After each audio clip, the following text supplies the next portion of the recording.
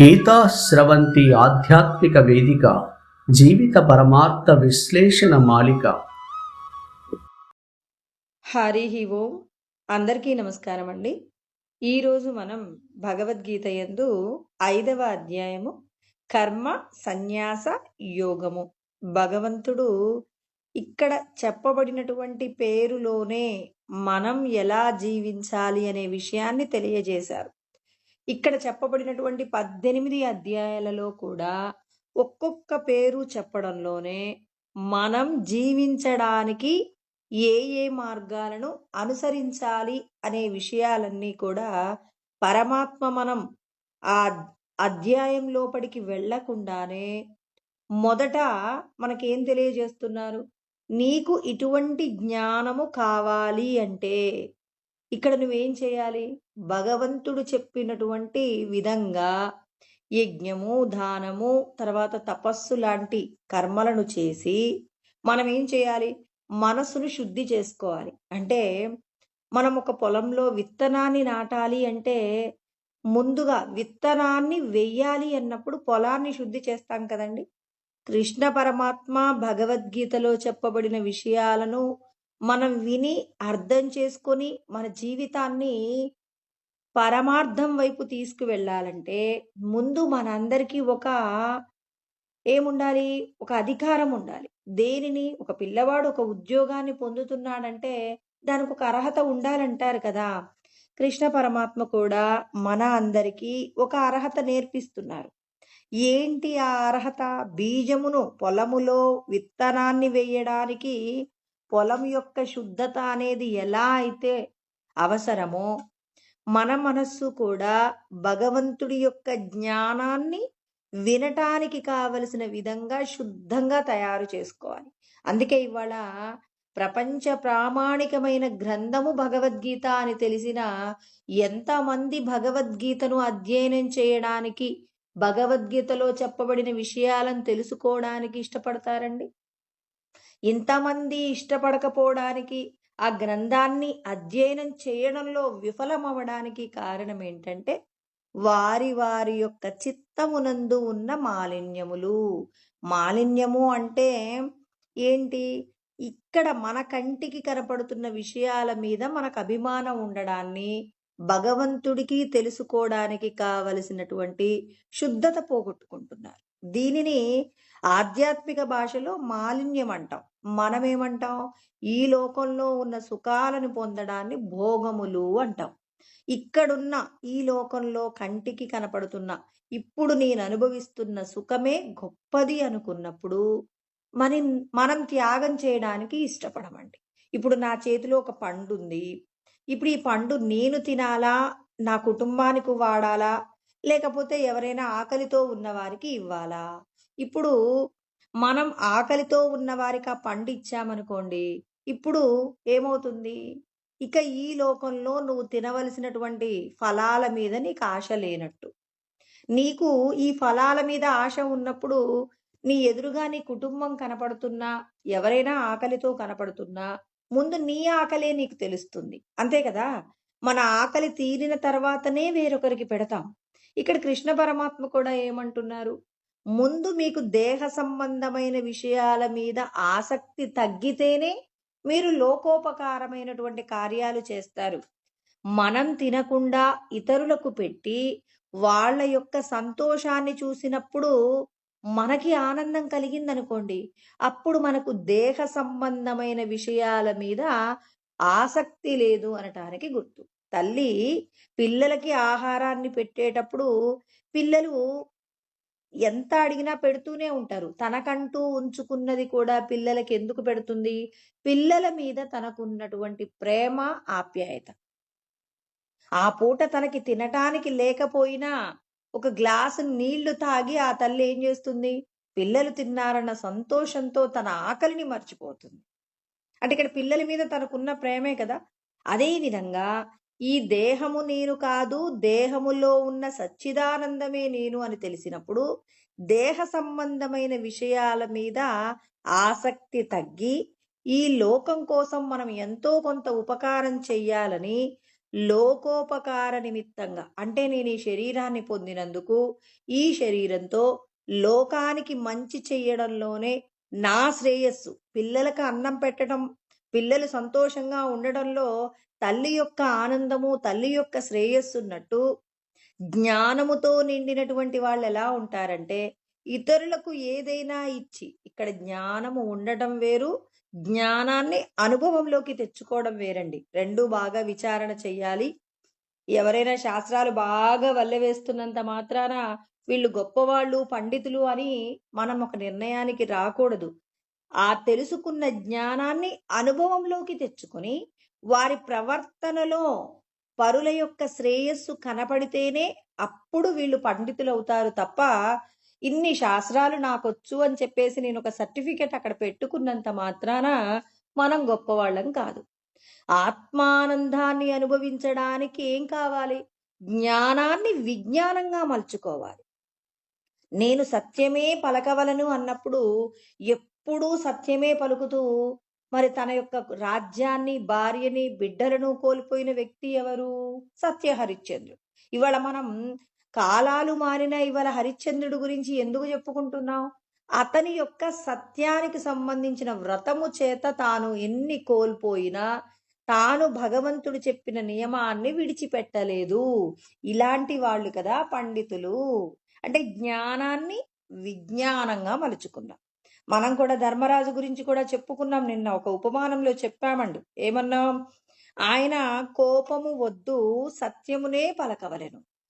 మొదటి మాట మీద కొద్దిగా నాకు ఇంకా వచ్చిందో రాలేదో సందేహంగా ఉంది.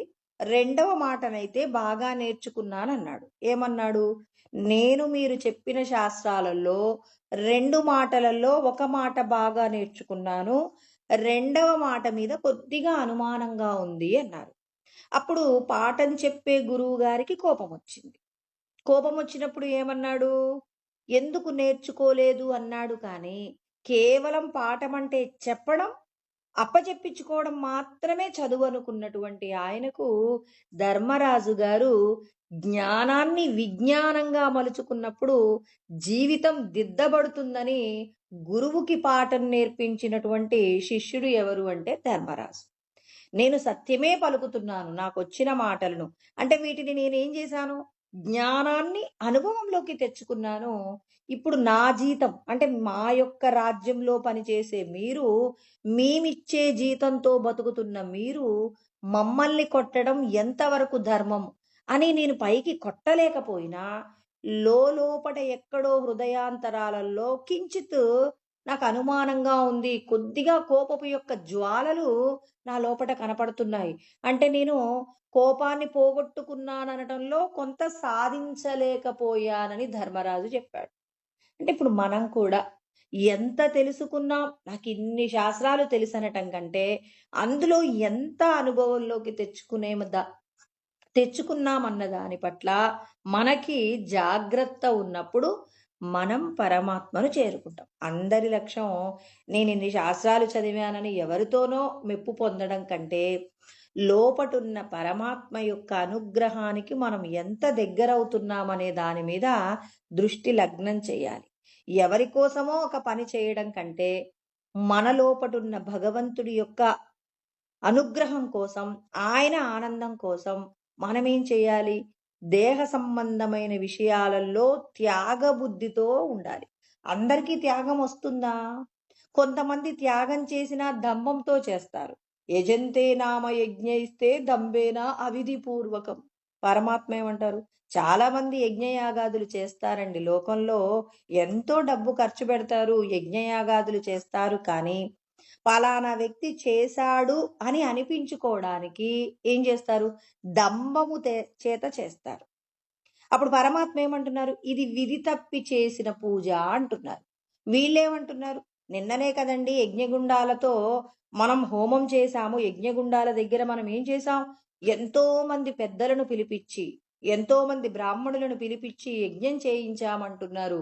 ఆ యజ్ఞము అహంభావము లేకుండా, దంభము లేకుండా చేసినదైనప్పుడు మాత్రమే పరమాత్మ యొక్క అనుగ్రహం పొందుతారు. కానీ నేను చేస్తున్నాననే అహంకారము చేత, ఎవరో నన్ను పొగడాలనేటటువంటి కోరిక చేత చేసినటువంటి ఏదైతే యజ్ఞం ఉంటుందో అదేమవుతుంది అనంటే విధి తప్పినటువంటి పూజ అని పరమాత్మయే నిర్ణయిస్తున్నారు. ఏదైనా చేస్తే లోపటున్న ఆయనకి కోపం వస్తుందేమో. ఇప్పుడు ఒక పిల్లవాడు పని చేస్తాడండి. వాడు ఏ పని చేస్తున్నా నాన్నగారికి నచ్చేలాగా చెయ్యాలి. నేను నాన్నగారికి నచ్చేలా ఉండాలని పిల్లవాడు అనుకున్నప్పుడు నాన్న చెప్పిన విధంగా చేస్తాడు. నాన్నకు తెలిస్తే ఏంటి, తెలియకపోతే ఏంటి, నాకు నచ్చినట్టుగా ఉంటానన్నప్పుడు నాన్నగారి యొక్క అనుగ్రహం కోల్పోతాడు. నాన్నగారు ప్రతి విషయానికి స్పందించాలి, నాన్నగారు నా యొక్క శ్రేయస్సును కోరుకుంటారని నమ్మిన పిల్లవాడు నాన్న యొక్క మెప్పు కోసం పనిచేస్తాడు. మనం కూడా ఈ చుట్టుపక్కల ఉన్నవాడు ఎవడో మనల్ని పొగుడుతాడని కాకుండా లోపటున్న భగవంతుడు నన్ను అనుక్షణం గమనిస్తున్నాడు. సర్వ సాక్షిగా ఉంటారండి పరమాత్మ. సాక్షిగా ఉన్న పరమాత్మ మనల్ని గమనిస్తున్నాడు. మనం చేసే ప్రతి పనికి ఒక మంచి పని చేస్తే బహుమానం ఇస్తాడు. మనం ఒక చెడ్డ పని చేస్తే శిక్ష వేస్తాడనేటటువంటి భయం. అంటే లోపటొక తల్లి మమకారాన్ని కలిగించేటటువంటి ఒక తల్లి, తర్వాత దండించేటటువంటి నాన్నగారు, జ్ఞానాన్ని బోధించే ఒక గురువుగా, ఇలా అన్ని విషయాలలో ఆ పరమాత్మయే ఉన్నారు. ఒక అమ్మగా, ఒక నాన్నగా, ఒక చెల్లిగా, ఒక పిల్లలుగా, ఇలా లోకమంతా ఈశ్వర తత్వమే ప్రసరిస్తుందని నమ్మినప్పుడు నీవు చేసేటటువంటి కార్యం ఏమవుతుందంటే భగవంతుణ్ణి చేరుకోవడానికి కావలసిన విధంగా తయారవుతుంది. అందుకే ఇక్కడ కృష్ణ పరమాత్మ ఏం చెప్తున్నారు? ప్రతి ఒక్క అధ్యాయమునందు చెప్పబడినటువంటి మాట ఏదైతే ఉందో ఆ మాటలో మనము పరిపూర్ణతను పొందాలి. మొదట అర్జునుడి యొక్క విషాద యోగము అన్నారు. విషాదము సత్య వస్తువును తెలుసుకోవడంలో, అంటే ధర్మాన్ని ఆచరించడంలో మనకి నిగ్రహం ఉంది, ప్రేమ ఉంది, ధర్మ రక్షణకు మనం కంకణం కట్టుకున్నాం.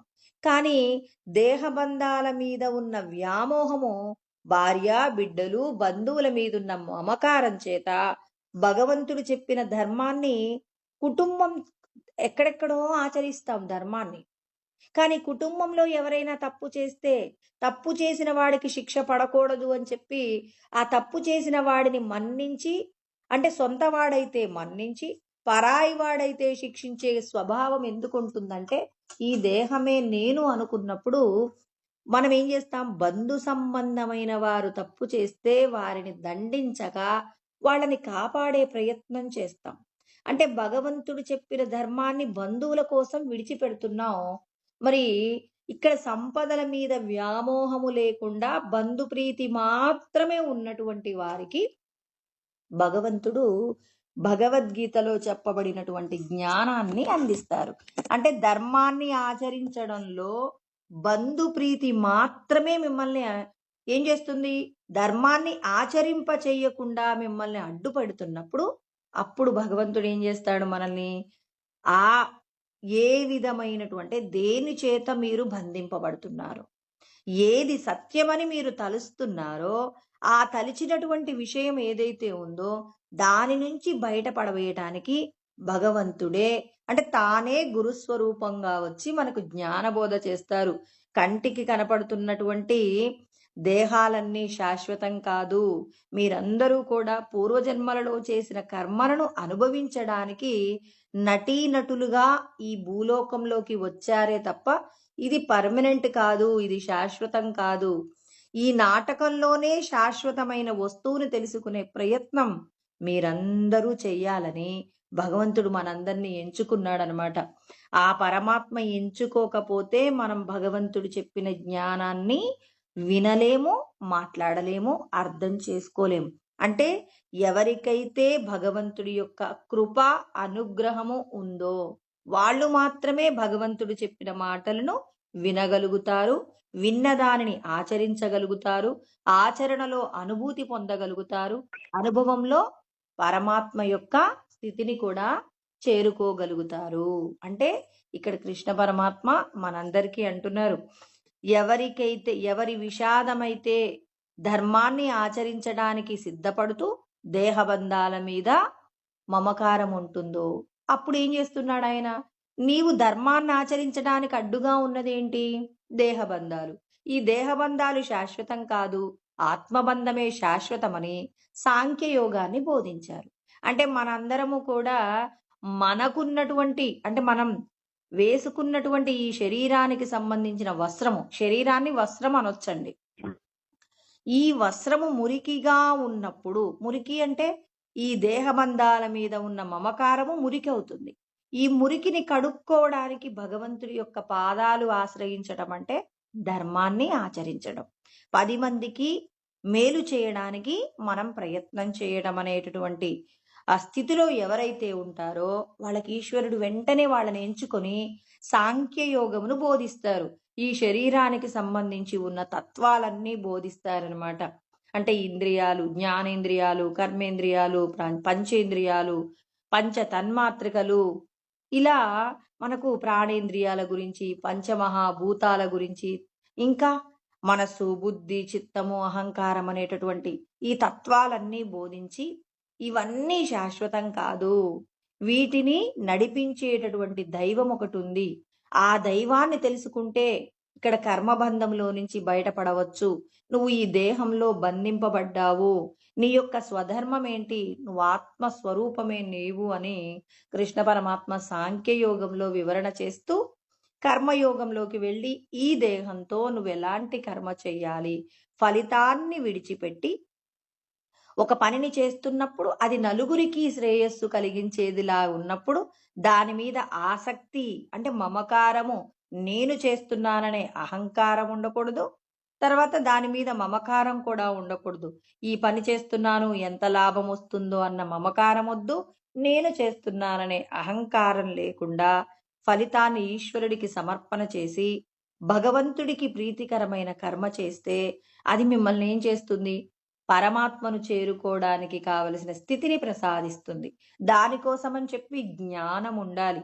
శాస్త్రం ప్రమాణం తే కార్య అకార్య వ్యవస్థితో జ్ఞాత్వా శాస్త్ర విధానోక్తం కర్మ కర్తుమిహార్హసి. మీ అందరికీ కర్మ చేయడానికి అధికారం ఏంటంటే ఒక పనిని ఎలా చెయ్యాలో శాస్త్రం నిర్ణయిస్తుంది. శాస్త్రం నిర్ణయించిన విధంగానే కర్మ చెయ్యాలి. కాబట్టి మీరందరూ శాస్త్రాన్ని తెలుసుకోండి. శ్రేయోహి జ్ఞానమభ్యాసాత్ అంటాడు. అంటే మీరు చేసేటటువంటిది ఏంటి? ఇక్కడ మీరు నేర్చుకునే జ్ఞానం ఏంటి? నేను ఈ శరీరం అనే అభ్యాసము కాకుండా నేను ఆత్మని అనేటటువంటి అభ్యాసాన్ని మీరు చేసినప్పుడు మీరు చేసేటటువంటి ఏదైతే కర్మ ఉంటుందో ఆ కర్మ జ్ఞానంతో కూడిందై ఉండాలి.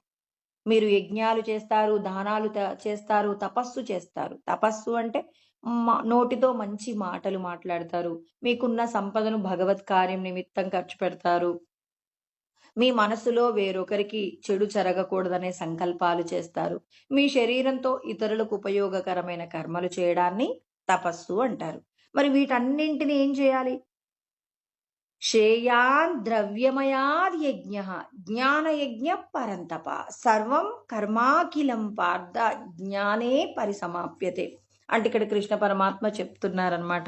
ఏమంటారంటే మీరందరూ కూడా మీకున్న సంపదనంతా ఖర్చు పెట్టి యజ్ఞాలు దానాలు చేస్తారు కదా, జ్ఞానము లేకుండా, ఎటువంటి జ్ఞానము? సత్య వస్తువైన ఆత్మయే నేను అనే జ్ఞానము లేకుండా మీరు ఎన్ని రకములైనటువంటి పరులకు ఉపకారం జరిగేటటువంటి కార్యాలు చేసినా ఆ కార్యాలు మిమ్మల్ని ఏం చేస్తాయి? దంభముతో చేస్తే ఫలితాన్ని పొందకుండా చేస్తాయి. ఇంకా లేకుంటే దంభము లేకుండా కొంతమంది ఏం చేస్తారు? దానాలు చేస్తారు.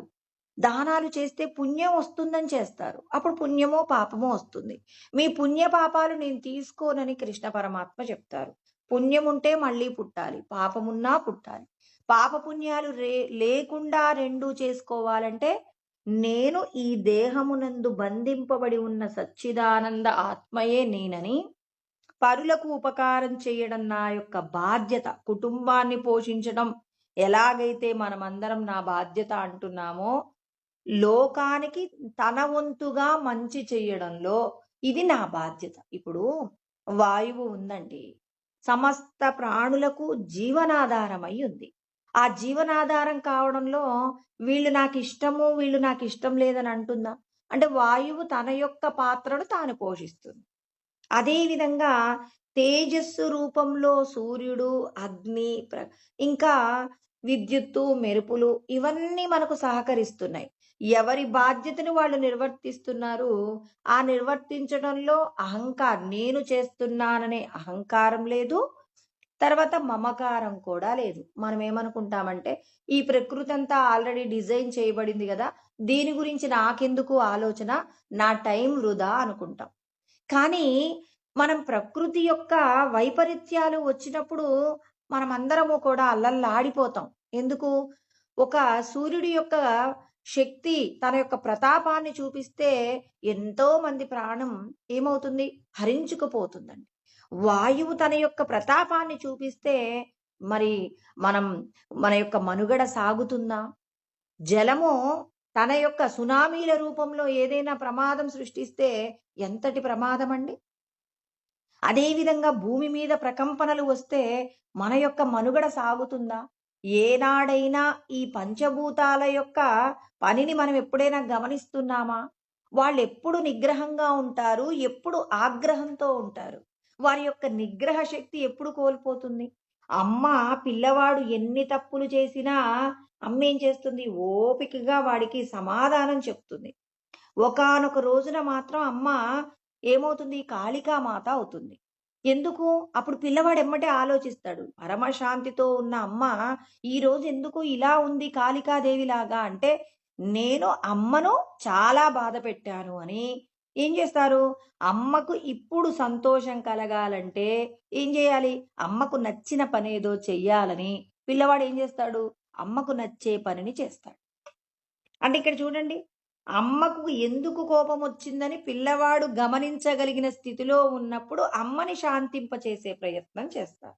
అదే విధంగా పంచభూతాలు మన యొక్క మనుగడను ఎప్పుడు శాసిస్తారు? పరమశాంతితో భూమి సకలాన్ని కూడా భరిస్తుందని. మలమూత్రాదుల దగ్గర నుంచి మన శరీరానికి సంబంధించిన పుట్టుక, మరణము, మనము దేహంతో ఉన్నటువంటి సమయంలో ఎన్ని వికృత చేష్టలు చేసినా ఆ తల్లి భూదేవి ఏం చేస్తుంది? చక్కగా భరిస్తుందని. కానీ పాపపు కార్యాలు పెరిగినప్పుడు మాత్రం ఆ తల్లి ఏం చేస్తుంది? తన యొక్క ఉగ్ర రూపాన్ని చూస్తుంది. అంటే ఇక్కడ మనం ఏం చేయాలి? పంచభూతాల యొక్క గొప్పతనాన్ని తెలుసుకున్నప్పుడు మనం పంచభూతాలలాగా జీవిస్తున్నామా? జీవించవలసిన అవసరం ఉందా లేదా? ఇదంతా జ్ఞానమేనండి. నేనేదో వేరే సబ్జెక్టు చెప్తున్నాను అనుకోకండి. జ్ఞానేన తు తదజ్ఞానం ఏషాం నాశితమాత్మనః తేషాం ఆదిత్యవజ్ఞానం ప్రకాశయతి తత్పరమని ఈ శ్లోక వివరణలో భాగంగానే మనం నేర్చుకుంటున్నాను తప్ప వేరే సబ్జెక్టుకు వెళ్ళట్లేదు. ఇప్పుడు మనమందరం ఎటువంటి జ్ఞానాన్ని నేర్చుకుంటున్నాం? ఆధ్యాత్మికమైన జ్ఞానాన్ని నేర్చుకుంటున్నాం. ఆధ్యాత్మికం అంటే ఏంటి? నేను సాక్షాత్తు సచ్చిదానందమే అని మనం తెలుసుకుంటున్నాం. మనమందరం ప్రత్యేగాత్మలు అని పరమాత్మయే చెప్పారు. స్వభావో అధ్యాత్మముచ్యతే. మనందరి యొక్క స్వభావము ప్రత్యేగాత్మయే. భగవత్ స్వరూపంగా మనమందరం భగవంతుడి యొక్క అంశగా ఉన్నాం. మమైవాంశో జీవలోకే జీవభూత సనాతన. సనాతనమైనటువంటి దైవ స్వరూపంగా ఉన్నటువంటి మనం పరమాత్మ యొక్క అంశగా మనమందరము కూడా జీవాత్మలుగా ఉండాల్సిన మనం ఏం చేసాం? ఈ ప్రకృతిలో ఉన్న విషయాల మీద ఉన్న మమకారం చేత బ్రహ్మతత్వానికి సంబంధించినటువంటి విషయాన్ని ఏం చేసుకున్నాం? మాయతో మనం కప్పేసుకున్నాం. ఇప్పుడు మనం ఎలా బతుకుతున్నాం? జీవసత్తాతో బతుకుతున్నాం. కాబట్టి మళ్ళీ మనం జీవసత్తా నుండి బ్రహ్మసత్తాను చేరుకోవాలంటే ఇక్కడ మనం ఏం చేయాలి?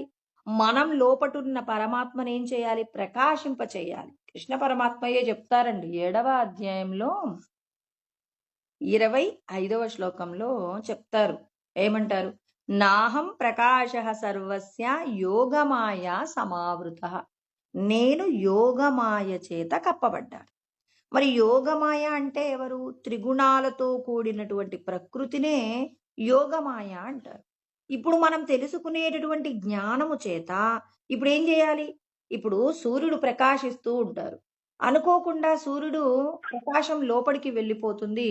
చీకటిగా మారుతుంది. అంటే అక్కడ మేఘం సూర్యుడిని కప్పివేసింది. అప్పుడు జుంజుం మారుతము చేత ఏమవుతుంది? ఆ మేఘాలన్నీ చెదిరిపోయినప్పుడు సూర్యుడి ప్రకాశం బయటకొస్తుంది. అదే విధంగా మన మీద ఉన్న మాయ ఎలా పోగొట్టుకోవాలి అంటే, ఇక్కడ మనం జ్ఞానము చేత మనం ఏం చేయాలి? ఆత్మ యొక్క ప్రకాశాన్ని మనం ఏం చేయాలి? తిరిగి బయటికి తీసుకురావాల్సి. అంటే జ్ఞానం ఏం చేస్తుంది? లోపట ఉన్న ఆత్మను ప్రకాశింపచేస్తుందండి. దీపము ఏం చేస్తుంది? చీకటిలో ఉన్న వస్తువులన్నింటినీ కూడా ప్రకాశింపచేస్తుంది. సూర్యుడు ఏం చేస్తున్నాడు? సమస్త ప్రాణులకు ప్రకాశాన్ని ప్రసాదిస్తున్నారు. అదే విధంగా జ్ఞానము కూడా మన లోపట, అంటే ఈ శరీరం లోపట ఉన్నటువంటి సచ్చిదానందాన్ని ప్రకాశింపచేస్తుంది. కాబట్టి ఆ సందర్భంగానే మనం ఏం చేయాలి? ఇక్కడ మనమందరము కూడా ఈ పంచభూతములు ఏ విధంగా అహంకార మమకారములు లేకుండా మన అందరికీ ప్రాణాధారంగా ఉన్నారో, మనం కూడా అలా జీవించే ప్రయత్నం చేయాలి. నేను నాది అనేటటువంటి సంకుచితమైన భావాన్ని విడిచిపెట్టి, ఈ విశాల ప్రపంచంలో నా వంతుగా నేనేం చేయగలను? వాయువు కేవలం ప్రాణాధారమైనటువంటి ప్రాణశక్తిని ఇస్తుంది. అది కేవలం ఎందుకన్నా? ఒక్క ప్రాణశక్తితోనే మన మనుగడ సాగుతుందా? సూర్యుడి యొక్క ప్రకాశం కావాలి కదా! అగ్ని యొక్క ఉష్ణం కావాలి కదా! అంటే చూడండి, ఎవరి పాత్ర వాళ్ళు పోషిస్తున్నారు. వీళ్ళలో ఏ ఒక్కరు లేకపోయినా మన మనుగడ సాగుతుందా? సాగదు. ఇప్పుడు ఒక వివాహం జరగాలి అంటే ఎంతమంది యొక్క సహకారం ఉండాలి? ఎన్ని కులాలకు సంబంధించినటువంటి వస్తువులను తీసుకొచ్చి అక్కడ పెట్టి మనం వివాహం జరిపిస్తాం. మనం తీసుకునే ఆహారము, అన్నం తినాలి ఇప్పుడు నువ్వు అంటే ఎంతమంది యొక్క సహకారం ఉంటే ఆహారం తీసుకుంటాం? అంటే ఈ జగత్తంతా కూడా మనిషి యొక్క మనుగడకు ఉపయోగపడుతుందన్నప్పుడు, ఇప్పుడు ఒక వ్యక్తి నేను మాత్రమే గొప్ప అనుకుంటే జీవితంలో ఆ వ్యక్తి యొక్క గొప్పతనం ఎంతవరకు ఉంటుందండి? ఉంటుందా? మహాత్మా గాంధీ నిరూపించారు. సహాయ నిరాకరణ ఉద్యమాన్ని చెయ్యండి. మీరెవరూ కూడా బ్రిటిష్ వారికి సహకరించకండి. వాళ్ళు మన దేశంలో ఎందుకుంటున్నారంటే, వాళ్లకు ఇంటి పనుల నుంచి ప్రతి పని కూడా భారతీయులు చేసి పెడుతున్నారు. ఒక్కసారి మీరు చేసేటటువంటి పని నుండి విరమణ పొందండి. అలా విరమణ పొందారు అంటే ఏం జరుగుతుంది? బ్రిటిష్ వారి యొక్క మనుగడ కష్టమవుతుంది. అలా మనుగడ కష్టమైనప్పుడు వాళ్ళు ఏం చేస్తారు? మన దేశాన్ని విడిచిపెట్టి వెళ్ళిపోతారు. అంటే మనందరికీ ఆయన ఏం నేర్పించాడు? పరాయి వారికి సహకరించడం అనేది మానేయండి. మన దేశంలో తయారైనటువంటి వస్త్రములనే మనం ధరిద్దాం. అప్పుడు ఏమవుతుంది? మన దేశంలో ఉన్న చేనేత కార్మికులందరికీ కూడా కావలసిన ఆహారం దొరుకుతుంది. వాళ్ళకి ఉపాధి దొరుకుతుంది. ఇలా ప్రతి విషయంలో కూడా మన దేశంలో తయారైన వస్తువులనే మనం వాడుకుందాం. పరాయి వాళ్ళ వస్తువులన్నీ కాల్చేయండి అని చెప్పాడు. అంటే చూడండి, సహాయ నిరాకరణ ఉద్యమం అంటే అవతలి వారికి అందించే సహాయాన్ని ఆపేయమన్నాడు. ఆపేయడం వల్ల పరాయి దేశస్థులు మన దేశంలో ఎక్కువ రోజులు ఉండలేరు. ఇంత సులభమైన మాట చూడండి. చూడటానికి సులభంగా ఉంది, కానీ ఆత్మతో అనుభూతిలో ఉన్నటువంటి వ్యక్తి చెప్పారు కాబట్టే దేశము అంగీకరించింది. ఎందుకంటే అందరిలో ఉన్న చైతన్యము, మహాత్ముడి యొక్క చైతన్యము ఒకే చైతన్యం కాబట్టి, భగవంతుడు ధర్మాన్ని నిలబెట్టడానికి చెప్పిన మార్గములలో ఈ మార్గము ప్రధానమైనది కాబట్టి లోకమంతా అంగీకరించింది. కొంతమంది ఇలా సహాయ నిరాకరణ అనే ఉద్యమాన్ని నిరాకరించినప్పటికీ అధికమైన, అందుకే అంటారు కదా మెజారిటీ బై మైనారిటీ అంటారు కదా, అధికమైనటువంటి ప్రజలందరూ కూడా అంగీకరించారు. వాళ్ళ యొక్క సహాయాన్ని బ్రిటిష్ వారికి అందకుండా పని వాళ్ళ దగ్గర నుంచి ప్రారంభిస్తే వాళ్ళకు అందించే ప్రతి సేవలో కూడా సైనికులుగా కూడా మన దేశంలో వాళ్లే ఉన్నారు. మన దేశంలో ఉన్న సైనికులతో మనల్నే అణిచివేశారండి. వీళ్ళందరికీ మహాత్ముడు ఇచ్చినటువంటి ఏదైతే నిరాకరణ అనేటటువంటి మాట చెప్పారో ఆ మాటకి ఏమైంది? బ్రిటిష్ వాళ్ళు కదిలిపోయారు, భయపడిపోయారు. వీళ్ళ యొక్క సహకారం లేకుండా మనం ఏం చేయగలం? కొంతమంది యొక్క స్వార్థం, నేను గొప్పగా ఉండాలని చెప్పేసి మరి బ్రిటిష్ వారికి ఏం చేశారు? లొంగిపోయారు. వాళ్ళిచ్చేటటువంటి సంపదలకి లొంగిపోయి వాళ్ళే కాదు, వాళ్ళతో పాటు వాళ్ళని నమ్ముకున్న వాళ్ళందరినీ కూడా చాలా కష్టపెట్టారు. అంటే కొంతమంది యొక్క స్వార్థం ఏమవుతుంది? దేశానికి ప్రమాదమైంది. ఎప్పుడైతే మహాత్ముడు ఇచ్చిన పిలుపు మేరకు ప్రజలందరూ స్పందించారో, ఆ కొద్ది మంది యొక్క స్వార్థం నిలబడిందా? నిలబడలేదు. ఇక్కడ పరమాత్మ కూడా మనందరికీ చెప్తున్నారు. ఎవ్వరూ ప్రత్యేకం కాదు. అలా అని ఎవరు తక్కువ కూడా కాదు. ఎవరికి వారి అంటే ఎవరికి ఉండవలసిన గొప్పతనాన్ని నేను వాళ్ళకిచ్చి ఉంచాను. అంటే ఇక్కడ నేను ఈ పని చేస్తున్నానని ఎవరు తక్కువగా, అయ్యో! నేను కుండలు తయారు చేస్తున్నానని చెప్పేసి అతడు బాధపడాల్సిన అవసరం లేదు. కుండలు లేకుండా మరి మనిషి మనుగడ సాగుతుందా అండి?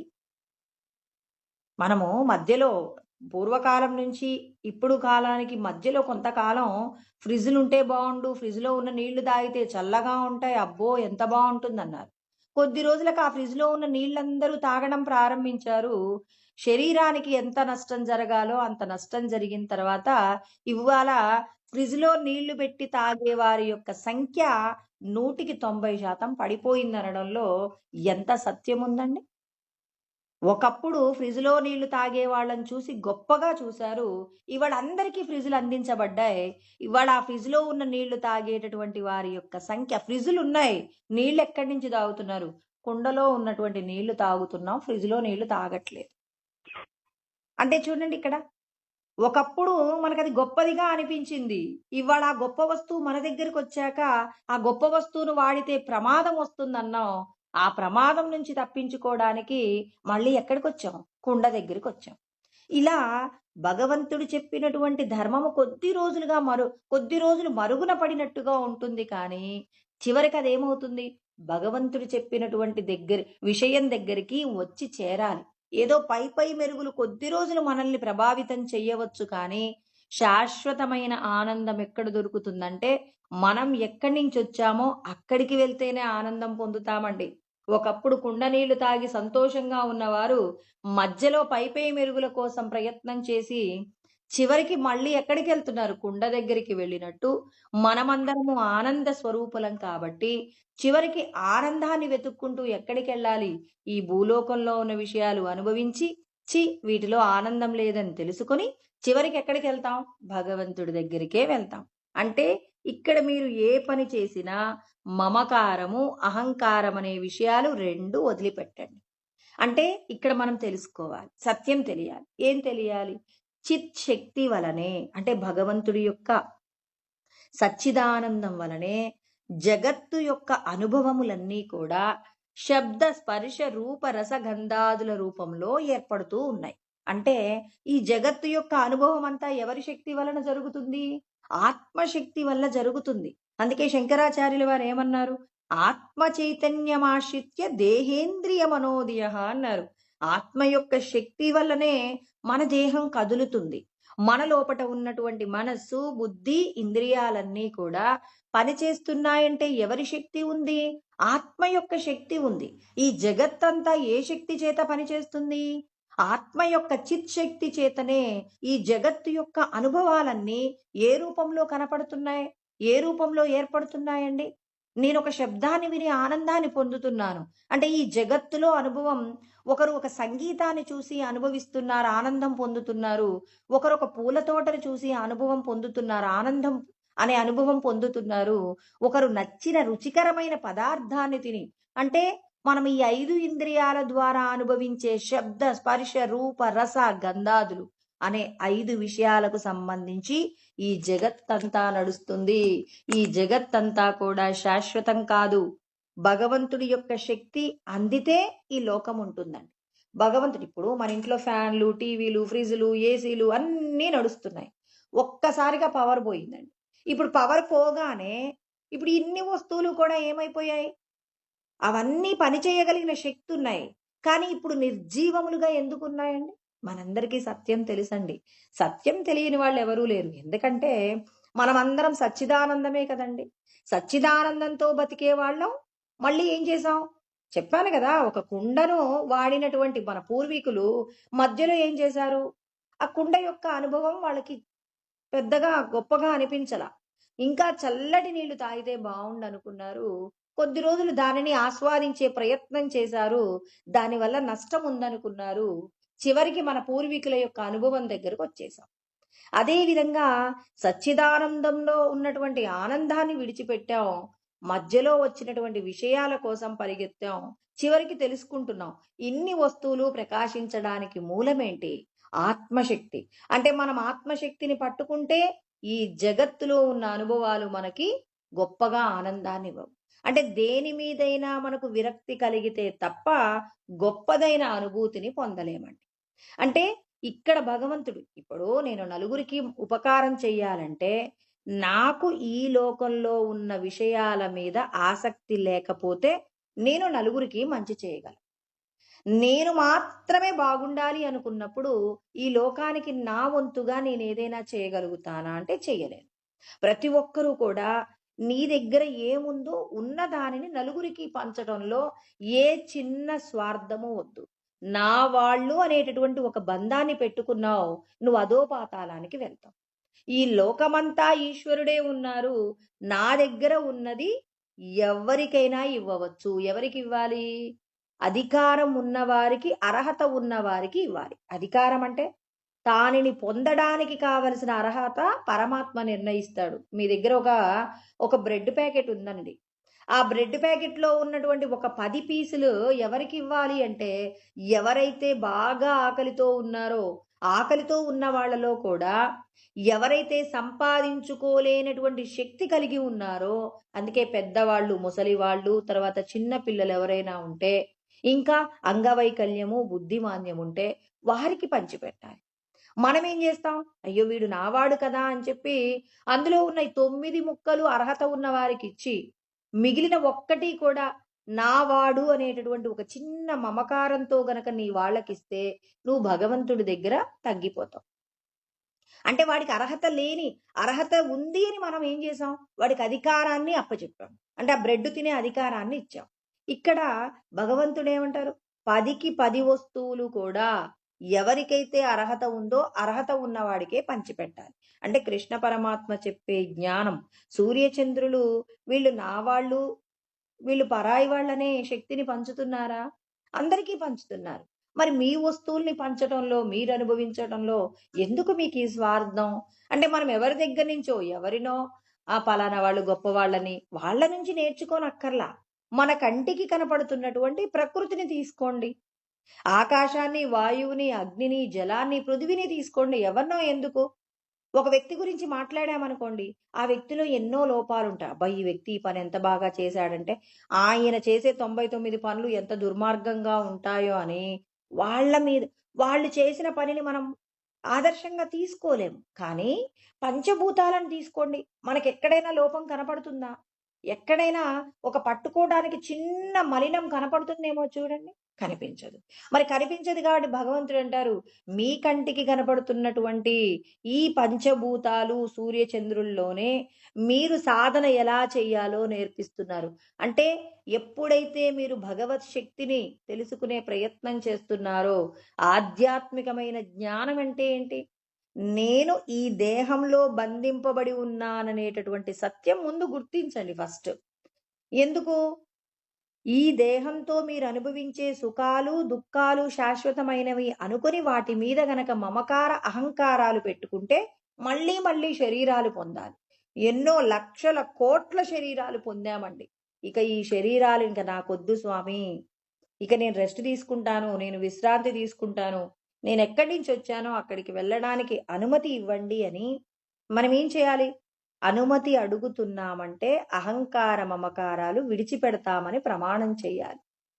మన ప్రమాణము వీడు నావాడు అనేటటువంటి మమకారం వచ్చినప్పుడు వేరొకరికి నీ దగ్గరున్న వస్తువు ఇవ్వడంలో నీ వాడికి అందిన తర్వాతనే పరాయి వాడికిస్తావు. మరి సూర్యచంద్రులు నా వాళ్ళు, పరాయి వాళ్ళనే వ్యత్యాసం ఉంటే ఇవాళ లోకంలో మంచి పనులు చేసేవాళ్ళున్నారు. దుర్మార్గమైన పనులు చేసేవాళ్ళున్నారు. అంతెందుకండి, ఈ లోకంలో రాక్షసులు, దేవతలున్నారు. రాక్షసులకు తండ్రెవరు? తర్వాత దేవతలకు తండ్రెవరు? అందరికీ ఒక్కడే ప్రజాపతి.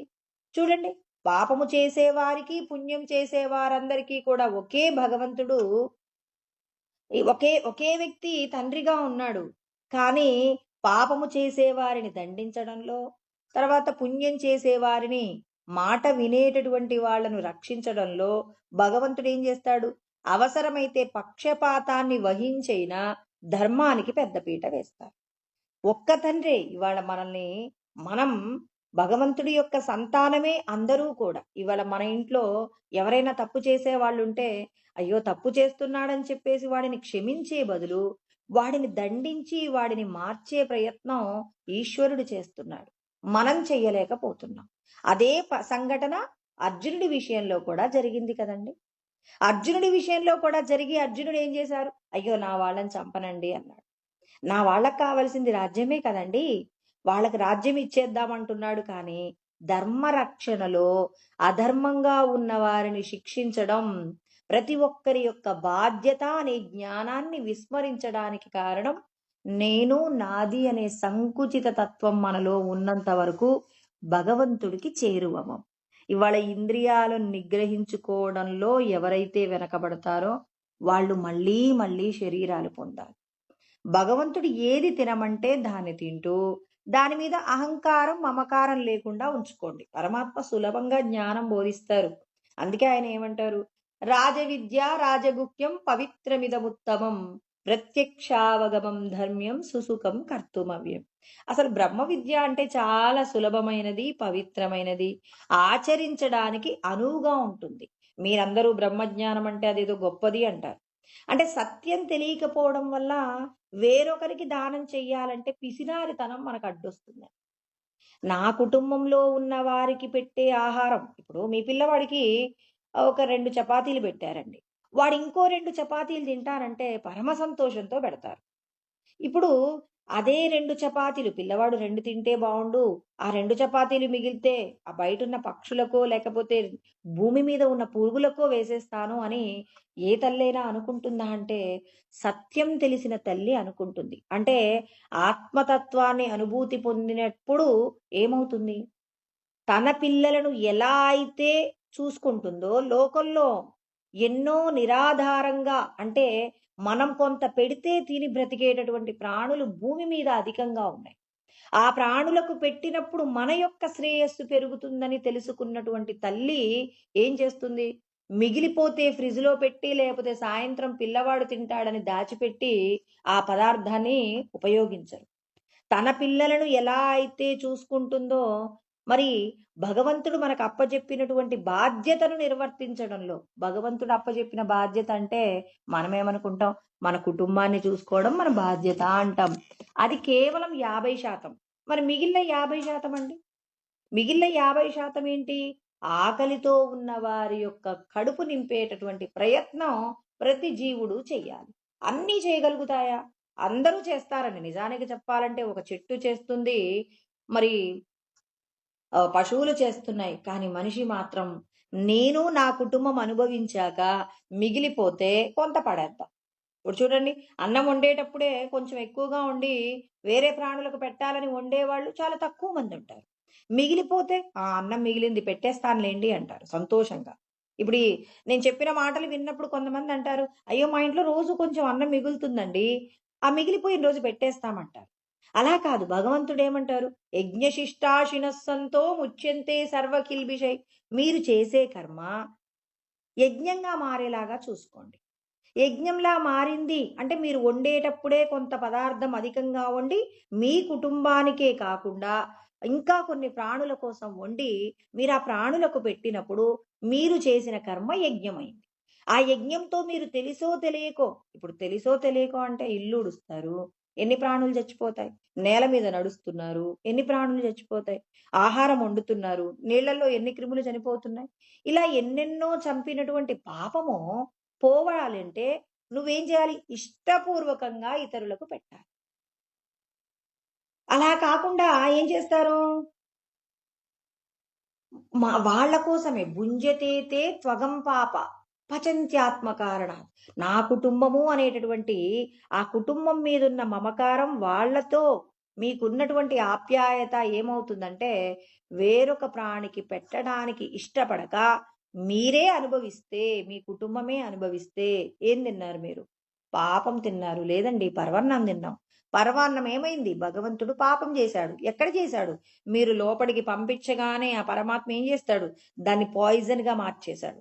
పాయిజన్‌గా మార్చేసి మీరు తీసుకున్న ఆహారం మీ శరీరానికి ఏమవుతుంది? అనారోగ్యం. అయ్యో! రోజు మేము మంచి మంచి జ్యూసులు తాగుతామండి. మంచి సాత్వికమైన ఆహారం తింటారంటే, పరప్రాణికి పెట్టకుండా తింటే సాత్వికమైన ఆహారం కూడా ఎలా మారింది? విషముగా మారిపోయింది. చూడండి ఎంత చక్కగా మీరు శాస్త్రం చెప్పినట్టుగా తింటున్నారు. శాస్త్రం చెప్పిందేంటి? సాత్వికమైన ఉప్పు, కారం లేనటువంటి శుద్ధమైన ఆహారం తినమన్నారు. ధర్మంగా సంపాదించుకున్నారు. మరి పాపం చెయ్యలేదు. కానీ వండుకున్నది చూడండి. మనం అంటాం అన్నీ తెలుసంటాం. నేను ధర్మంగా సంపాదిస్తానండి అంటారు. సాత్వికమైన ఆహారమే తింటారంటారు. తిన్న పదార్థంలో వండుకున్న దాంట్లో కొంత ఇతరులకు ఇవ్వడంలో మీకేమొచ్చింది? లోభగుణం వచ్చింది. ఆ లోభత్వం ఏం చేసింది? మీరు తిన్నది ఎంత కష్టపడి చేసిందంతా మీకేమైంది?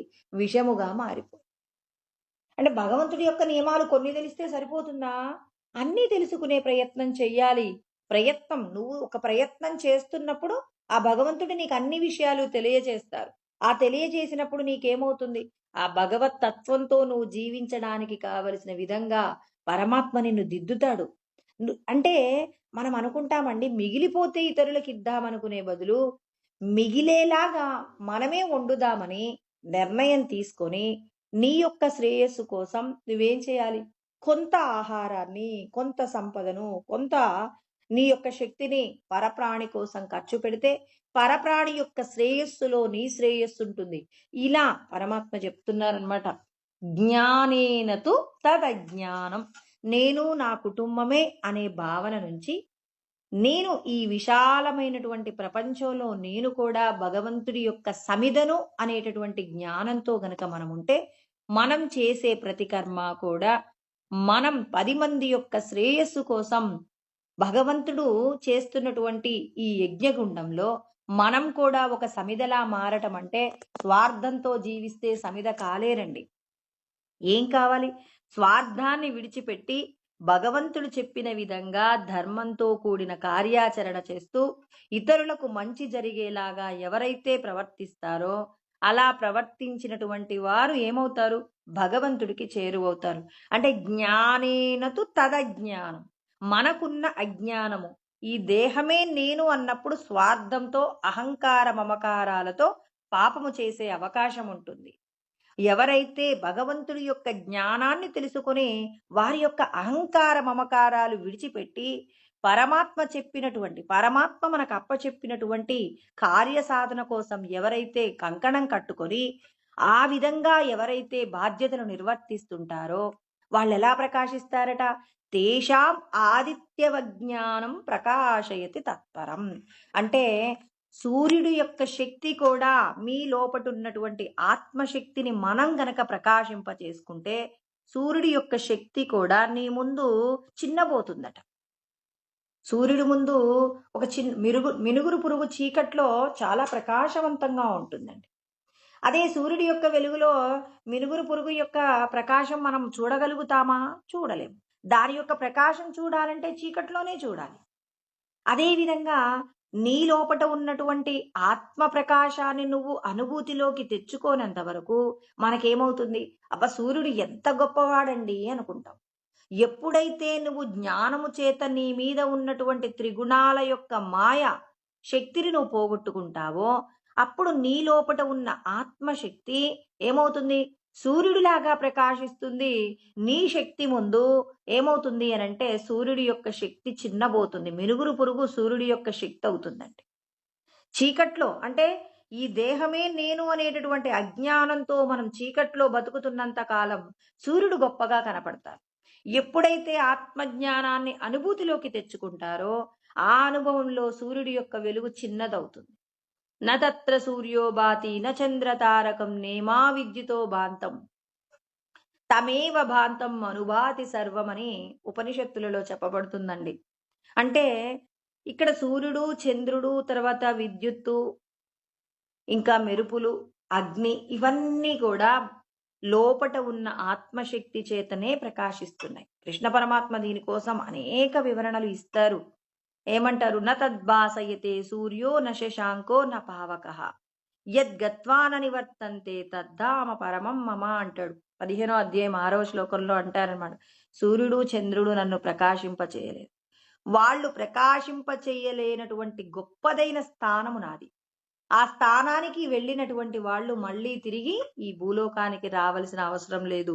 ఇంకా ఆయన చెప్తాడు, యదాదిత్యగతం తేజో అంటే తేజస్సును ఈ లోకాలన్నింటినీ ప్రకాశింపచేస్తున్నటువంటి సూర్యుడి యొక్క శక్తికి మూలం నేనే. జగద్భాసయతే కిలం జగత్తునంతా ప్రకాశింపచేస్తుంటాడు. సూర్యుడు గొప్పవాడిగా ఉంటాడు. యశ్చంద్రమసి చంద్రుడు రాత్రి సమయంలో రారాజుగా ఉంటాడు. యచ్చాగ్నో అగ్నిదేవుడుకున్న ప్రత్యేకత అగ్నిదేవుడిదే.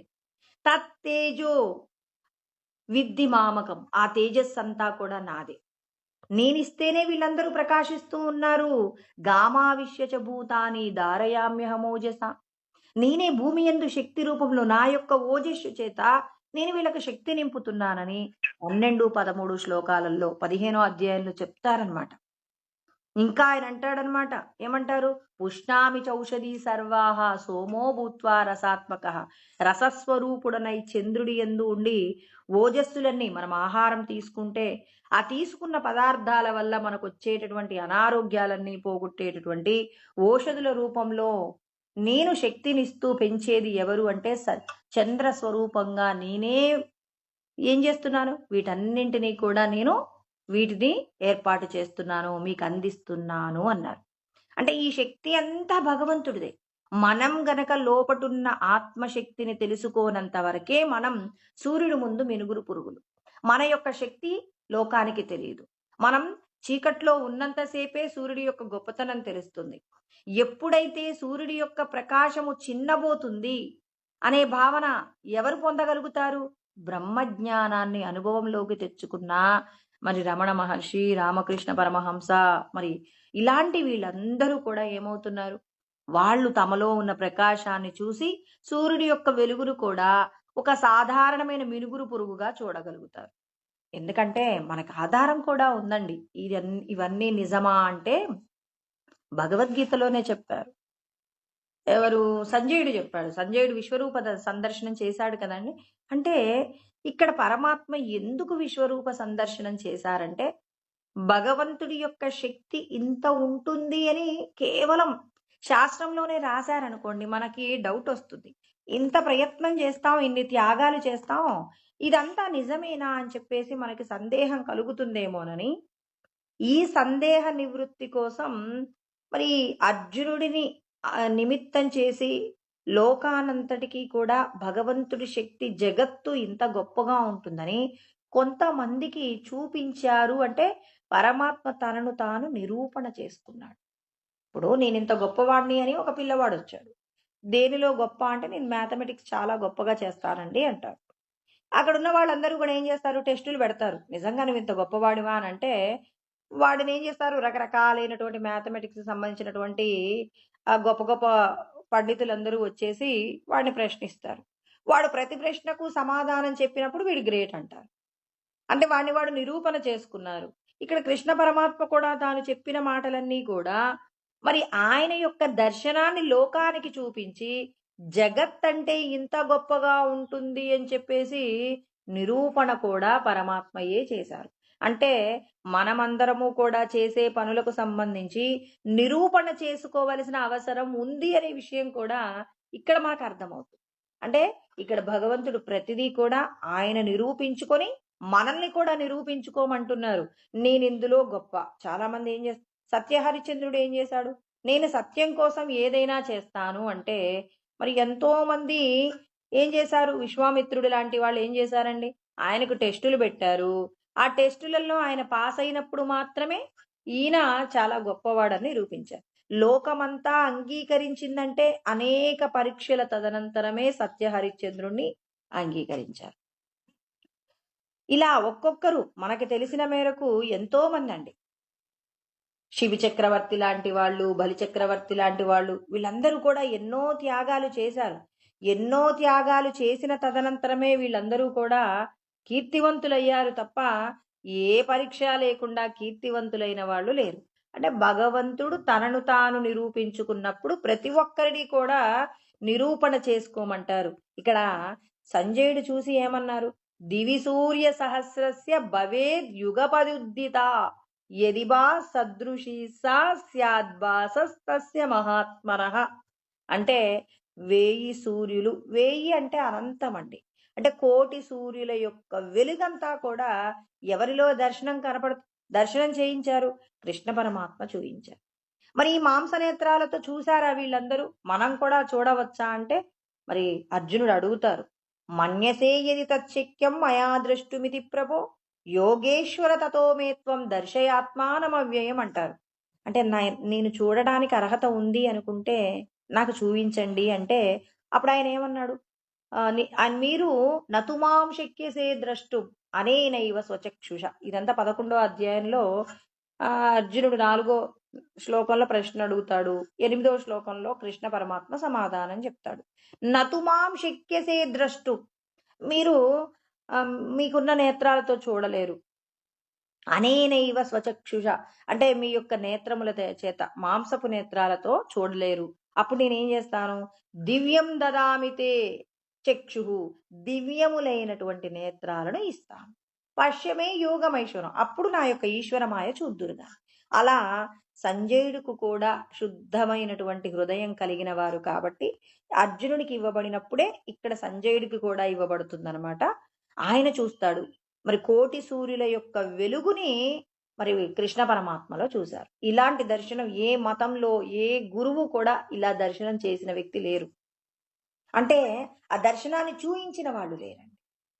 మరి కృష్ణ పరమాత్మ ఏం చేశారు? మొత్తం సమస్తాన్ని, యావద్ విశ్వాన్ని కూడా మరి కురుక్షేత్ర సంగ్రామంలో కృష్ణ పరమాత్మ పరిపూర్ణ అవతారంలో నేనున్నాను అనేటటువంటి విషయాన్ని తెలియజేస్తూ మరి ఈ దర్శనం చేశారు. ఇక్కడ కృష్ణ పరమాత్మ చెప్పబడినటువంటి ఈ శ్లోకం ఏంటి? వాళ్ళు ప్రకాశిస్తారు ఎవరైతే జ్ఞానము చేత అంటే ఇప్పుడు మంచుగా ఉన్నటువంటి పర్వతాన్ని వేడి కిరణముల చేత కరిగిస్తే ద్రవంగా మారిపోయినట్టు మన మీద ఉన్న మాయను కూడా జ్ఞానం అనేటటువంటి ప్రకాశం చేత కరిగింపచేసినప్పుడు అప్పుడు ఏమవుతుంది? ఇక మాయ కరిగిపోయింది. మంచుగడ్డ కరిగిపోయిన తర్వాత అక్కడ నీరే కదండి కనపడేది. అంతకుముందున్న మంచుగడ్డ కనపడుతుందా? ఇప్పుడు ఎప్పుడైతే తన మీద ఉన్నటువంటి మాయను పోగొట్టుకుంటాడో, నేను జీవ అనేటటువంటి భావనను విడిచిపెట్టి జీవసత్తా నుండి బ్రహ్మసత్తాకు చేరుకుంటాడు. ఎప్పుడైతే బ్రహ్మసత్తాగా చేరుకుంటాడో కోటి సూర్యుల యొక్క వెలుగు తానవుతాడు. అప్పుడు తన కళ్ళ ముందు ఈ లోకమంతా కూడా సూక్ష్మాతి సూక్ష్మమవుతుంది. ఈ సూర్యచంద్రులు కూడా చాలా సూక్ష్మమైన రూపంలోకి మారిపోతారు. కాబట్టి ఇక్కడ పరమాత్మ ప్రతి ఒక్కరికి చెప్తున్నారు, నీలో ఉన్న సత్య వస్తువుని తెలుసుకోవడానికి నువ్వు కొంత త్యాగం చేయాలి. దేహ సంబంధమైన విషయాలు శాశ్వతం కాదు. ఇది త్యాగం అనకూడదండి, మన బాధ్యత అనాలి. అసలు భగవంతుడు త్యాగం అని చెప్పారులే, కానీ త్యాగం నిజంగా తత్వం తెలిసిన వారు ఇది త్యాగం కాదు. కృష్ణ పరమాత్మ ముందు త్యాగం చేయమంటాడు, తర్వాత చివరికి వెళ్ళిపోయేసరికి ఆయన ఏమంటాడంటే ఇది నీ బాధ్యత అని చెప్పారు. తత్వం యొక్క లోతులోకి పోయినప్పుడు మొదట పిల్లవాడు ఏం చేస్తాడండి? వాడిని చదివించడానికి తల్లిదండ్రులు ఏం చేస్తారు? రకరకాల బహుమానాలు ఇస్తారు. నాన్న నీకు ఇది ఇస్తాను, నువ్వు ఈసారి క్లాస్లో ఫస్ట్కి రావాలి, నీకు సైకిల్ కొనిస్తానంటాడు. వాడు పెరుగుతున్నా కొద్దీ, వాడు ఇంటర్మీడియట్కి, డిగ్రీ, బీటెక్ వచ్చేసరికి నీకు కావలసిన బైక్ నువ్వు ఏది కోరుకుంటే అది ఇస్తాను, ఈసారి ఈ ర్యాంకు రావాలి అని పిల్లలకు చెప్తారు. అంటే ఎందుకు ఇచ్చారు ఈ పిల్లలకి? వాళ్ళు ఏం చేస్తారు? చాలా జీవితాన్ని, అంటే చదువుకోవాలంటే ఆటలను త్యాగం చేయాలి. వాడు ఏమంటాడు? నేను క్లాస్లో ఫస్ట్ వస్తే మా డాడీ సైకిల్ కొనిస్తానన్నాడురా, అందుకే గేమ్స్ అన్నీ కూడా నేను ఆడట్లేదు, వీటన్నింటినీ సాక్రిఫైస్ చేస్తున్నా మా నాన్నగారు నాకు ఇచ్చినటువంటి మాట కోసం. ఒకప్పుడు నాన్నగారి యొక్క మాట కోసం త్యాగం చేశాడు. వీడు పెరిగి పెద్ద అవుతున్నాడు, వాడికి ఉద్యోగం వస్తే వాడి భవిష్యత్తు ఎలా ఉందో వాడికి అర్థమైన రోజున ఎవరు చెప్పకపోయినా వాడు ఏం చేస్తాడు? అన్నింటినీ త్యాగం చేసి ఆ ఉద్యోగం కోసం ప్రయత్నం చేస్తాడు. ఎందుకురా నీకు ఈ ఉద్యోగం అంటే? నాకు ఉద్యోగం లేకపోతే, సంపాదన లేకపోతే నా బాధ్యతలన్నీ ఎలా నిర్వర్తించగలను? ఉద్యోగం సంపాదించడం నా కర్తవ్యం అంటాడు కృష్ణ పరమాత్మ కూడా. అందుకే మొట్టమొదట ఏం చేస్తాం మనం? తెలిసిన విషయంతో తెలియని విషయాన్ని జోడిస్తాం. అంటే ఇప్పుడు పిల్లవాడు ఒక వస్తువు మీద ఉన్నటువంటి ఆశ చేత ఒక పని ప్రారంభిస్తాడు.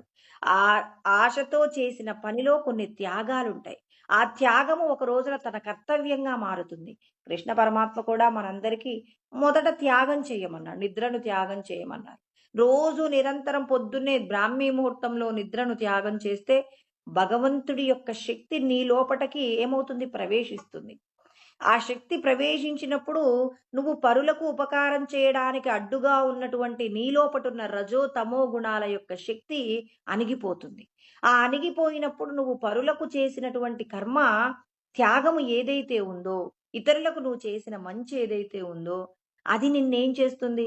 భగవదనుభూతిని పొందడానికి కావలసిన స్థితిలోకి తీసుకొస్తుంది. ఇక నీకు భగవంతుడి అనుభూతిలో ఎంతటి గొప్పతనం ఉంటుందని తెలిసిన తర్వాత ఇప్పుడు అతడు త్యాగమనడు. ఇది నా బాధ్యత. నలుగురికి ఉపకారం చేయడం నా బాధ్యత అని కృష్ణ పరమాత్మ చెప్పారు. నేను చేసేస్తాను. చూడండి, ఒకప్పుడు నాన్నగారు త్యాగం చేయమన్నారు, చేస్తున్నారు. త్యాగంలో నుంచి ఎక్కడికొచ్చారు? ఇది తన యొక్క కర్తవ్య నిర్వహణ అనే దగ్గరికి వచ్చేశారు. ఇలా మనం ఏం చేయాలి? మనల్ని మనం దిద్దుకున్నప్పుడు మన లోపట ఉన్న శక్తి ఎంత అంటే సూర్యుడి వలె నువ్వు ప్రకాశిస్తావు. సూర్యుడు కూడా ఏమవుతున్నారు? నీ ముందు మినుగురు పురుగుగా మారిపోతారు.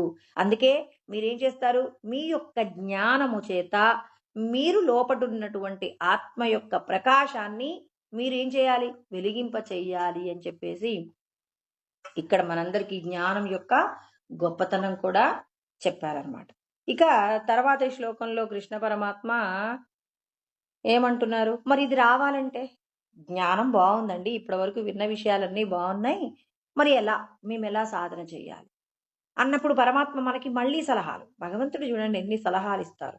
తద్బుద్ధయా తదాత్మన తన్నిష్ట తత్పరాయణ గత్యంత్య పునరావృత్తిం జ్ఞాన నిర్ధూత. ఇక్కడ మనకు సాధన ఎలా చెయ్యాలో నేర్పిస్తున్నారు. ఇప్పుడు చూడండి, అజ్ఞానాన్ని జ్ఞానంతో పోగొట్టుకోమన్నారు. అలా పోగొట్టుకున్నటువంటి వాళ్ళు సూర్యుడి వలె మీరు కూడా స్వయం జ్యోతి స్వరూపంగా పరంజ్యోతిలాగా ప్రకాశిస్తారు. ఆ మాటకు ఆయన ఏం చెప్పారు?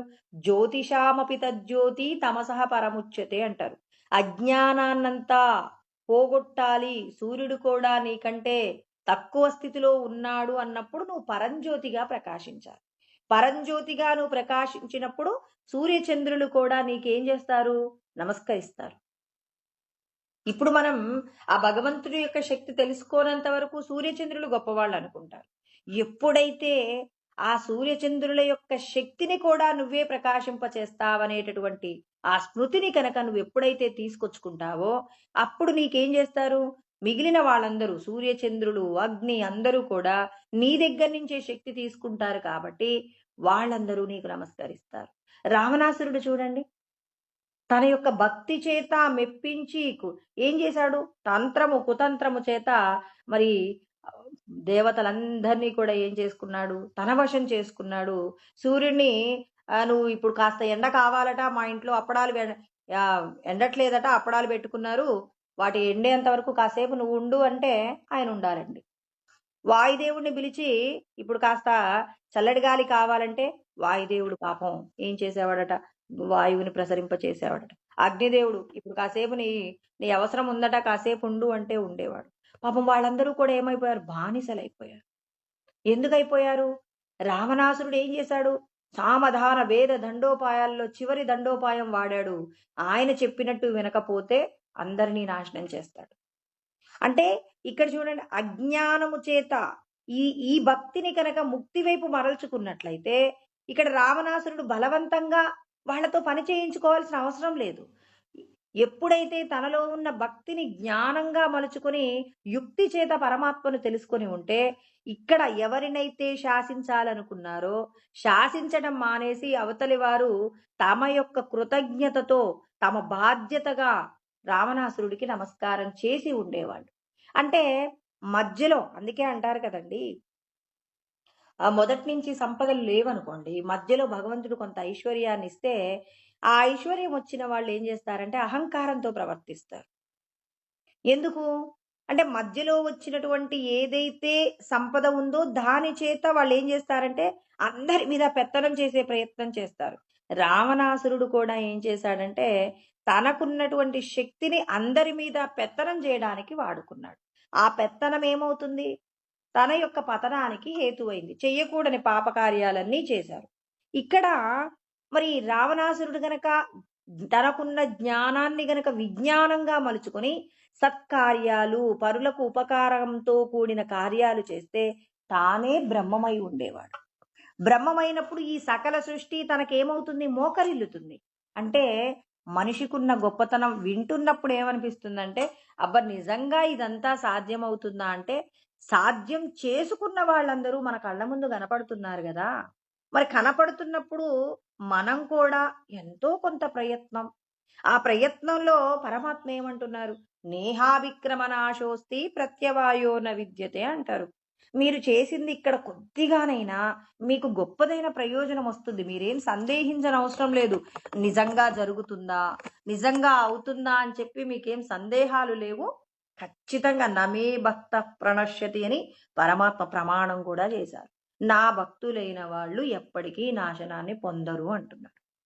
ఇక పరమాత్మయే మనకి ప్రమాణం చేసినా నమ్మకపోతే, మన్మనాభవ మద్భక్తో మధ్యాజీ మాం నమస్కురు మామే వైశ్యసి సత్యం తే ప్రతిజానే ప్రియోసిమే అని 18వ అధ్యాయంలో కృష్ణ పరమాత్మ 65వ శ్లోకంలో అంటారు.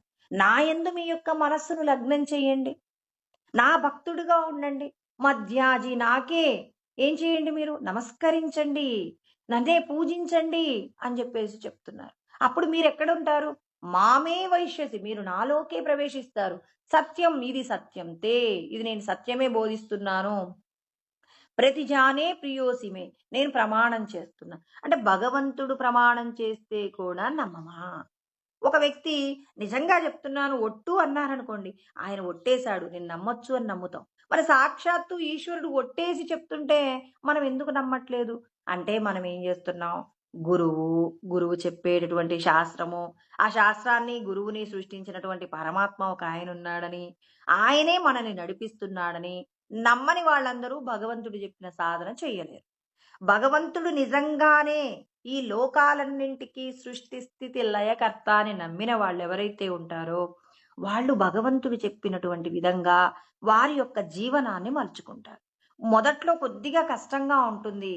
మొదట్లో బ్రాహ్మీ ముహూర్తంలో నిద్ర లేవడం కొద్దిగా కష్టం. కానీ అలవాటు చేశామనుకోండి, ఒక రోజున మనం ఏముందిలే ఈ రోజు లేవాలా అనుకున్నా లేవకుండా ఉండలేరు. కనీసం ఆ రోజు ఏదైనా ఊరెళ్ళాం, అక్కడ ఇంట్లో పూజ చేసుకుంటాం ఇంట్లో ఉంటే. అక్కడ పూజ చేసేది లేకపోయినా ఏదో కాసేపు ధ్యానం చేసుకొని అక్కడున్న వాతావరణంలో కాసేపు కూర్చునే ప్రయత్నమైనా చేస్తాం కానీ, నిద్రపోయే ప్రయత్నం అంటే చూడండి మొదట్లో కాస్త ఇబ్బంది అనిపించింది. తర్వాత ఏమైంది? ఆ సమయంలో నిద్రపోవాలి అనుకున్నా నిద్రపోలేని పరిస్థితి. అంటే మొదట్లో కొద్దిగా కృష్ణ పరమాత్మ కూడా చెప్పారు. ఎత్తదగ్రే విషమివ పరిణామే అమృతోపమం. మొదట్లో కష్టంగా ఉంటుంది. కష్టాన్ని ఇష్టంగా మార్చుకున్నామనుకోండి, అది తర్వాత మీకేం చేస్తుంది? అమృత తుల్యం. బ్రాహ్మీ ముహూర్తంలో నిద్రలేసి సాధన చేసినప్పుడు ఈశ్వరుడి యొక్క శక్తి మనలోకి ప్రవేశిస్తుంది. మనం ఏ కార్యాన్నైనా ధైర్యంగా చేయడానికి కావలసిన శక్తి మనకు తెలియకుండానే ప్రవేశిస్తుంది. ఈ వ్యక్తి ఇలా ఎందుకు ఇంత ధైర్యంగా ఉన్నాడు? ఎందుకు భయపడట్లేదు అంటే తన యొక్క రహస్యం బ్రాహ్మీ ముహూర్తంలో నిద్రలేచి భగవత్ సంబంధమైన సాధన చేసిన వారు వాళ్ళ అనుభవంలో వాళ్ళకొస్తుందండి. అందుకే పరమాత్మ ఏమంటారు? నహి జ్ఞానేన సదృశం పవిత్రమిహ విద్యతే తత్స్వయం యోగ సంసిద్ధ కాలేనాత్మని విందతి. అది ఎవరికి వాళ్ళు స్వయంగా తెలుసుకోవాల్సిందే కానీ నిజంగా లేవండి మీకు ఇది జరుగుతుందండి అంటే ఎలా జరుగుతుందనేది నిరూపణ కాదు.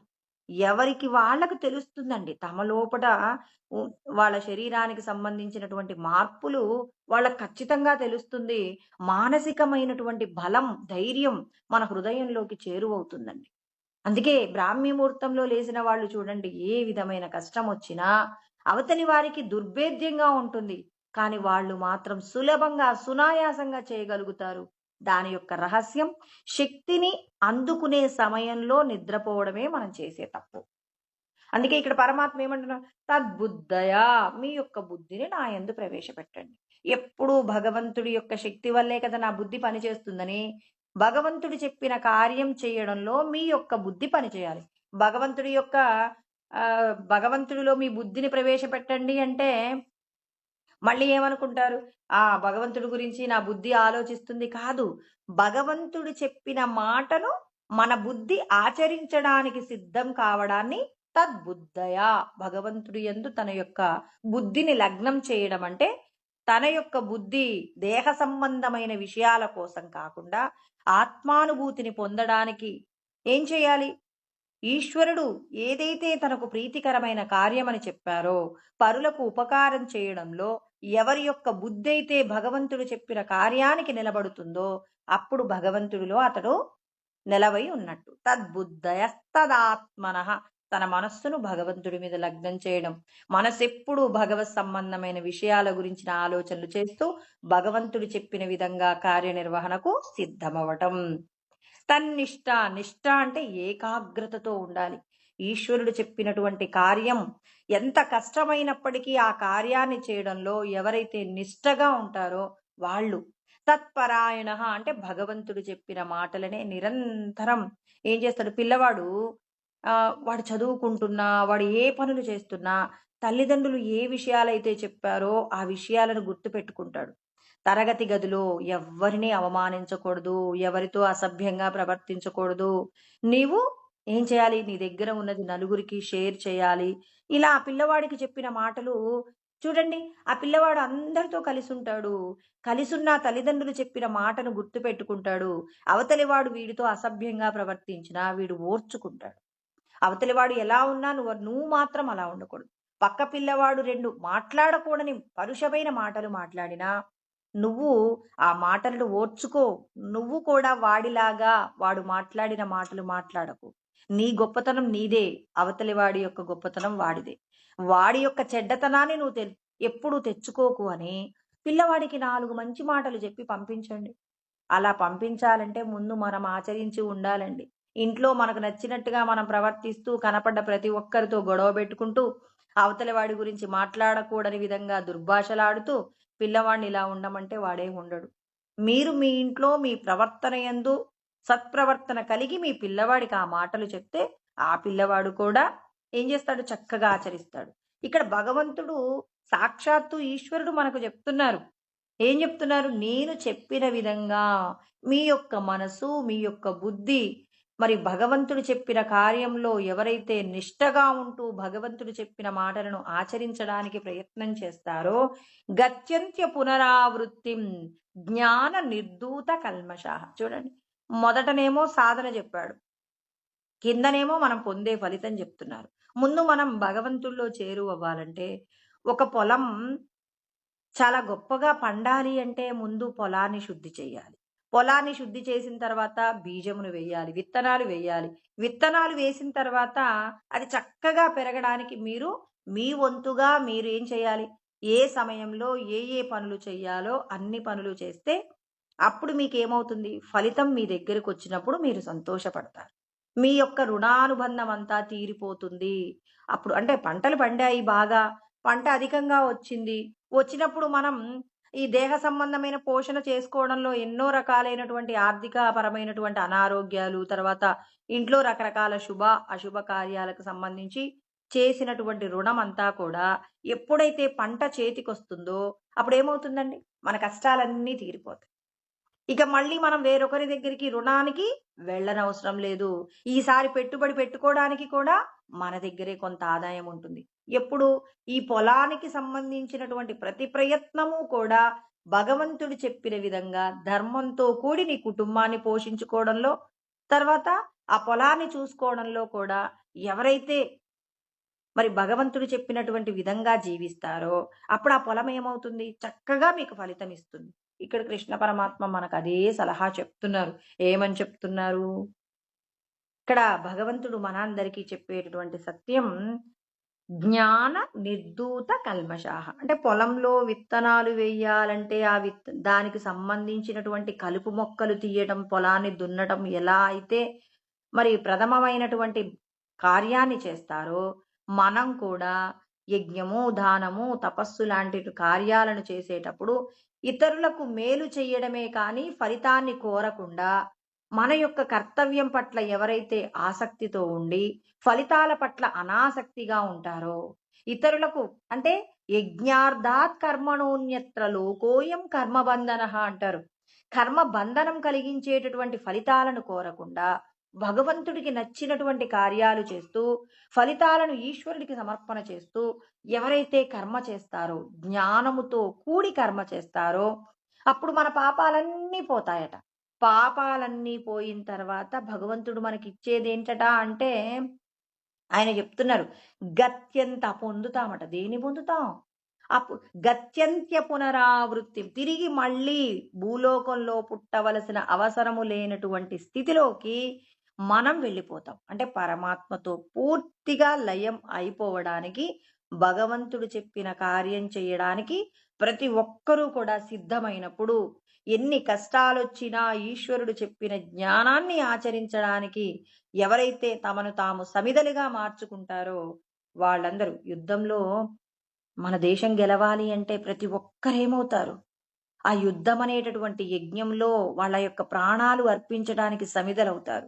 మనం కూడా ఆత్మజ్ఞానాన్ని పొందినటు కుటుంబం కోసం కూడా చూడండి, ఆ ఆ ఇంట్లో ఉన్నటువంటి కుటుంబంలో ఉన్న వాళ్ళని పోషణ చేయడానికి ఆ భార్యాభర్తలిద్దరూ కూడా సమిధలవుతారు. అప్పుడే ఆ కుటుంబం సంతోషంగా ఉంటుంది. భగవంతుడు ధర్మాన్ని రక్షించడం కోసం ఎవరైతే భగవంతుడికి ప్రీతికరమైన కార్యాలు చేయడానికి సమిధలవుతారో, ఆ సమిధలైనటువంటి వాళ్ళందరికీ మళ్ళీ జన్మను ఎత్తవలసిన అవసరము లేనటువంటి, మరి మన అందరికీ కూడా మరి కావలసినటువంటి జీవ బ్రహ్మ ఐక్యాన్ని పరమాత్మ ప్రసాదిస్తానని మనందరికీ కృష్ణ పరమాత్మ జ్ఞానబోధ చేస్తూ ఉన్నారు. చూడండి, అంచెలంచెలుగా భగవంతుడు మనకు జ్ఞానాన్ని బోధిస్తూ, మరి సూర్యుడి కంటే కూడా గొప్పదైన స్థితిలో నిలబడగలిగిన శక్తి మీ అందరికీ ఉంది. అలా ఆ స్థితిని మనం సంపాదించుకోవాలంటే మీ యొక్క బుద్ధి నిరంతరం భగవంతుడు చెప్పిన జ్ఞానంతో కూడి జీవించేలాగా, మీ యొక్క సాధనలన్నీ ఈశ్వరుడి యొక్క సంకల్పంలో సమిధలుగా మారేలాగా మనమందరం మనల్ని మనం దిద్దుకున్నప్పుడు, మనం చేసే కార్యాలన్నీ ఈశ్వరార్పితమైనటువంటి కర్మలుగా మారినప్పుడు, మనం మన పాపములన్నింటినీ కూడా పోగొట్టుకొని, జ్ఞానము చేత చేసినటువంటి కర్మలలో ఉన్న దోషాలన్నీ పోగొట్టుకొని, మనం మన యొక్క పాపము నుండి నివృత్తిని పొంది ఈశ్వరుడి యొక్క పాదాలను చేరుకున్నప్పుడు మనం కూడా ఈశ్వర తత్వంతో రమించగలిగిన స్థితి కలుగుతుందని కృష్ణ పరమాత్మ ఇక్కడ ఈ శ్లోకంలో చెప్తారనమాట. మళ్ళీ ఇంకా సాధన చెప్తారు. ఇప్పుడు మళ్ళీ భగవంతుడితో లయమవుతాం, తర్వాత మళ్ళీ ఇక పుట్టనవసరం లేనటువంటి స్థితి. ఇంకా మన మనసులో మరి మన మనసు గురించి ఒక మాట చెప్పుకొని పూర్తి చేద్దామండి. మన మనసట ఒక ప్రశ్న గురించి 36,000 విధాలుగా ప్రశ్నిస్తుందట. మరి అలా ప్రశ్నించేటటువంటి మనస్సుకి మనం ఏం చేయాలి? సమాధానం చెప్పాలంటే అనేక రకాలైనటువంటి సందేహాలు ఉంటాయి కదా! ఆ సందేహాలన్నీ ఒక్కొక్కరికి ఒక్కొక్క చోట నివృత్తి అవుతాయి సందేహాలు. మన యొక్క మనస్సు ఇంకా పూర్ణంగా నివృత్తి కావాలంటే మళ్ళీ చెప్పబోతారనమాట కృష్ణ పరమాత్మ. మళ్ళీ ఇంకా కొన్ని సలహాలు ఇస్తారనమాట. అంటే బయట ఉన్న విషయాలపైన ఎలా ఉండాలి, బాహ్య స్పర్శే శ్వసక్తాత్మ అని ఆసక్తి లేకుండా ఎలా ఉండాలో దానికి సంబంధించిన కొన్ని కొన్ని ఉపమానాలతో మళ్ళీ పరమాత్మ చెప్తారనమాట. వాటిని మళ్ళీ రేపు తెలుసుకుందామండి. ఓం సహనావతు సహనౌ భునక్తు సహ వీర్యం కరవావహై తేజస్వినావధీతమస్తు మా విద్విషావహై. ఓం శాంతి శాంతి శాంతి. ఇలాంటి మరిన్ని ఆధ్యాత్మిక ప్రవచనాల కోసం మా ఛానల్ని సబ్స్క్రైబ్ చేసుకోండి.